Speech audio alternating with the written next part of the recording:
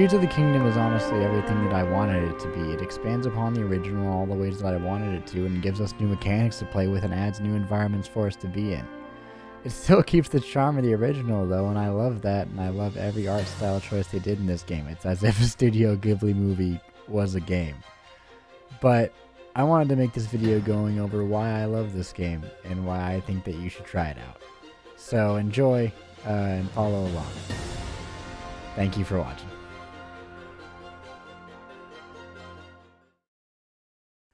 First, I wanted to start out with gameplay, which I'm not even sure where to begin. They have expanded on almost every aspect of Breath of the Wild and just slapped more content on top of it. And there is no gameplay loop. There is no certain way to play. It is so open-ended that you can do whatever you want. I mean, the new building mechanic is insane alone, and you can build basically whatever you want. I've seen people build mechs. I've seen people build literal planes with turrets on them and build an A-10 essentially. I mean, the ease of traversing is crazy with the ascend ability now, where you don't have to climb a mountain anymore and you can just go through it, which I greatly appreciate because I don't want to climb mountains anymore on the side. So that was wonderful. But there is so much to do with the mechanics that they give you. It's more so a puzzle piece that makes a greater one complete puzzle, and you choose to arrange it however you want. Sure, there's an end goal that you ultimately have to do, but the things that you do in between are so open-ended that there really is not a way to play the game. There's just a way that you want to experience it, and that's the best way that I can put it. And not to mention, the sense of progression is still just as strong from the first game. You feel so accomplished as you keep playing and seeing your character build up and become more powerful, that it really does give you a sense of accomplishment similar to what the first game does, but maybe just a little bit more because there's so much more to do now and so much more to acquire. I'm going to try and keep the spoilers light, obviously, so I don't want to go too much into it. But watching your character grow with you gives me the similar feeling that, I know it's a huge fucking nerd right here, gives me a similar feeling to World of Warcraft whenever you would level up your guy and he basically went from no one to a cool character because you put in that work. It's just such a cool thing to watch, and I greatly appreciate whenever games give you a good sense of progression. And this progression isn't necessarily just character based. This also goes with your knowledge of the game. I mean, as you explore and you learn just more general knowledge of how that world works and what you can make and what you can cook and what you can do, it not only gives you a sense of progression in the character department, but yourself, your brain. You feel like you're learning to do more in the world, and because of it, you're more powerful. Which, that's impressive to me. I don't know what else. That's crazy.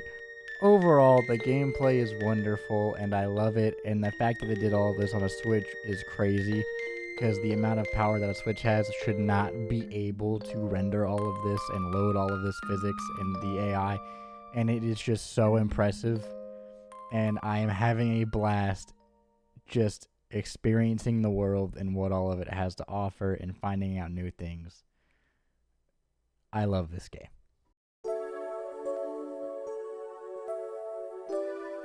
They have essentially taken the map from Breath of the Wild and then just slapped 2 more maps on top of it, which is crazy to me. And a lot of people are complaining that it's the same. Yes, it's the same map as the first game, but they've also added so much to it, so much. In terms of obviously there's Sky Islands, and then there's the depths, which, oh my god, the depths are the most terrifying thing I've ever seen. Holy shit. But there's so much to do in these 3 domains of the map, I guess, because you have your higher, your middle, and your lower. But it is overwhelming at first how much there is to do, and then you start exploring and you get hooked. You'll go and play for 2 hours and get nothing done, not because you didn't want to, because you just got sidetracked by Billy Bob and his side quest, and you'll just do that for the next 2 hours, and you'll have a great time doing it. And that's the best way I can explain it. You just lose track of time doing things in this game because there's so much to do. This map exceeds at what most maps fail at, which is making this world feel alive, which this map really does feel alive, and like it is a conjoined world where the people talk to each other, where different towns trade with each other. These stables are amazing. I love the pony points. But whenever you travel in this world and you meet a random person doing something, it makes it feel real. There's no sense of like, oh, he's just a random NPC who's doing this because he was put here. It feels like a genuine person has taken an interest to that hobby and they're wanting to do it. I mean, some of these side quests, you can tell that they really did try to make it feel like a real person, or a real family even for that matter, that you're dealing with. And it's adorable, and obviously this game is very positive and cute, but it still makes it feel real, which I'm not sure how they did it, but it makes me insanely happy. So, the map feels great. So, I've heard that some people think that like the story might be taking the back burner so that the gameplay can really shine. That is not the case. The story is still very compelling, very intriguing, very interesting, while the gameplay is still amazing. It does not feel like it's just the background to the gameplay whatsoever. It really does feel like it's part of the map, actually. And I really don't want to go too much into it because I don't want to spoil too much for people who haven't played it. But it is amazing, and it is very well written. Some of the aspects they use are very different from the first one. It is very expanded upon from the first one. It feels like even though Breath of the Wild was amazing, Tears of the Kingdom still has somehow expanded upon it in every aspect, which is crazy. And a lot of the complaints about the main story dungeons and some of the settings where the main story takes place have been handled, and it really does feel like they took aspects from the original Zelda, brought it to this one, modernized it, said, hey guys, here you go, and it works wonderfully. You get that sense of the original Zelda in this game and the older ones in the series, while still expanding upon it immensely and making it feel more modern and making it easy to have access for everyone. And it still may not use that original formula, but it does really make you feel like you're at home in this one, and it is wonderful.